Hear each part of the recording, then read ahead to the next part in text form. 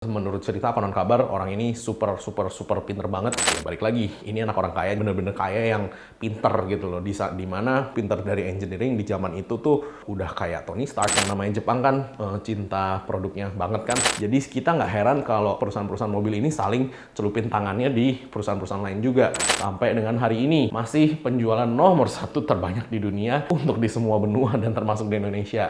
Dengan logonya itu, kalau mau tahu logonya itu kan setir dan samurai kan. Dan Toyota itu artinya keberuntungan dalam bahasa Jepang, sehingga ya bener sih, beruntung sih masih sampai sekarang sih. Cari bengkel mobil yang tepat, ayo ke dokter mobil aja. Jujur, cepat dan juga lengkap, ayo ke dokter mobil aja. Kualitas yang terbaik, harga juga bersahabat. Percayalah, di dokter mobil pasti beres. Hai Lovers, balik lagi dengan saya Lung Dokter Mobil. Nah, kali ini kita mau ngobrolin tentang sejarahnya Toyota ya.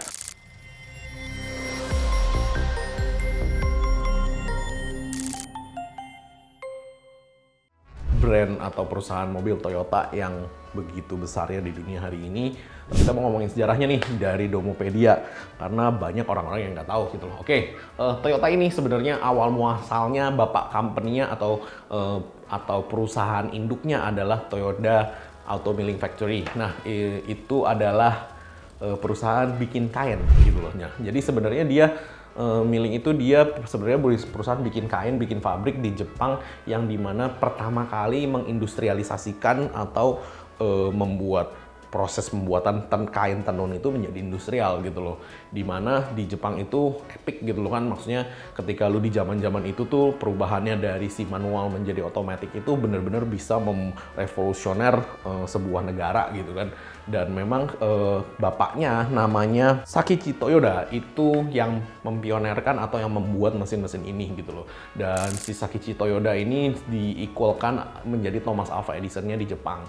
Memang menurut cerita konon kabar orang ini super pinter banget untuk engineeringnya. Dengan si genius itu dia bisa membuat mesin-mesin weaving itu atau mesin-mesin penenun kain, dan dimana dia punya anak namanya Koichiro Toyoda. Nah, anaknya inilah yang fokus di otomotif dan membentuk Toyota Motors Company gitu loh.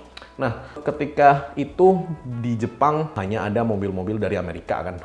Dulu Ford bikin mobil pertama kali ya kan, Ford F1-nya dia itu udah kemana-mana di seluruh dunia gitu kan. Dan mobil-mobil ini ialah yang merajai di jalan-jalan di Jepang gitu loh hari itu. Nah, si Koichiro ini memang benar-benar lulusan engineering lah ya, sama kayak saya gitu kan. Dia lulusan engineering dan dia tidak terlalu kepengen masuk ke weaving, maksudnya masuk ke perkainan itu dia udah nggak kepengen karena bapaknya udah jago di situ gitu kan.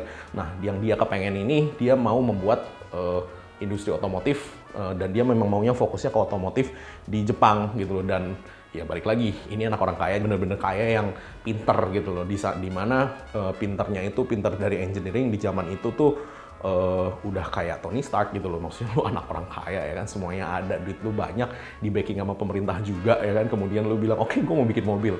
Ya, pemerintah Jepang pada saat itu langsung nge-backup 100%. Oke, ayo gitu kan, kita bisa bantu apa gitu sama pemerintah. Dan akhirnya dia pergilah ke Eropa dan pergilah ke Amerika untuk survei, untuk mencari ide membuat Toyota Motors Company ini. Dan akhirnya keluarlah Toyota A1 namanya, A ya, Alfa 1 namanya. Nah, itu mobil pertama yang keluar di Jepang untuk yang sebenarnya interiornya itu atau isi engine-nya itu replaceable parts-nya kebanyakan masih ngambil dari Amerika juga.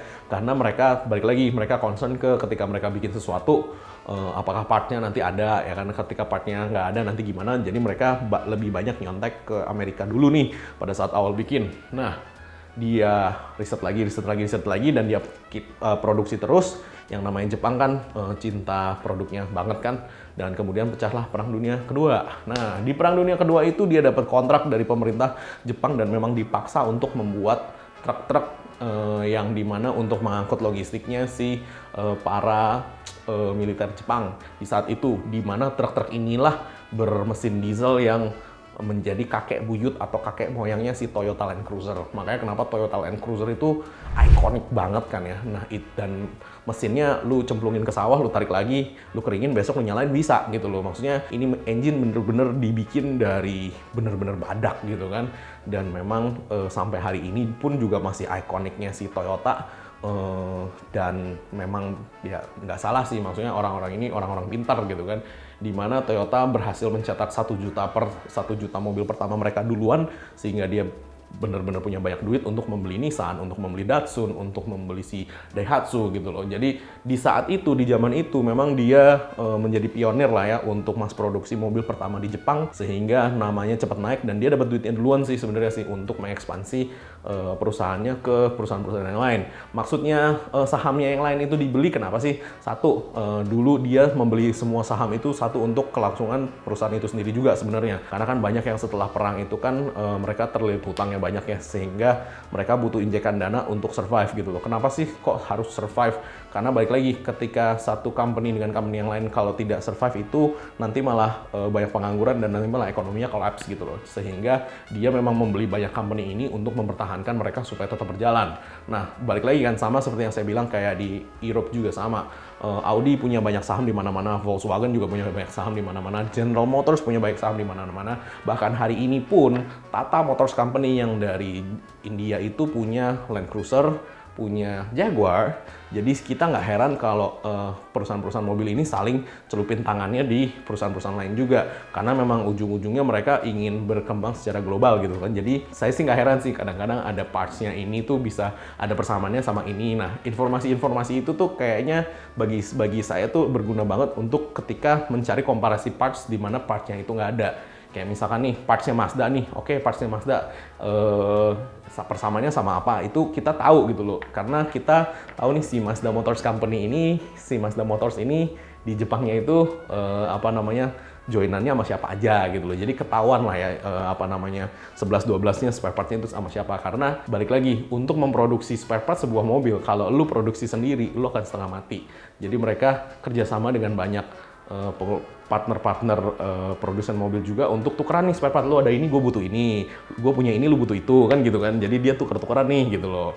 Jadi sebenarnya sih seperti itu sih. Nah, untuk Toyota dia mencetak penjualan 1 juta pertamanya dia duluan daripada yang lain, sehingga dia bisa beli-beli yang lain. Sampai dengan hari ini masih penjualan nomor 1 terbanyak di dunia untuk di semua benua dan termasuk di Indonesia. Jadi memang si Toyota Motors Company ini dengan logonya itu, kalau mau tahu logonya itu kan setir dan samurai kan. Dan Toyota itu artinya keberuntungan dalam bahasa Jepang, sehingga ya bener sih, beruntung sih masih sampai sekarang sih. Oke, mungkin sekian dulu penjelasan dari saya menuntut mobil. Jangan lupa subscribe, like, dan komen di YouTube kami. Thanks.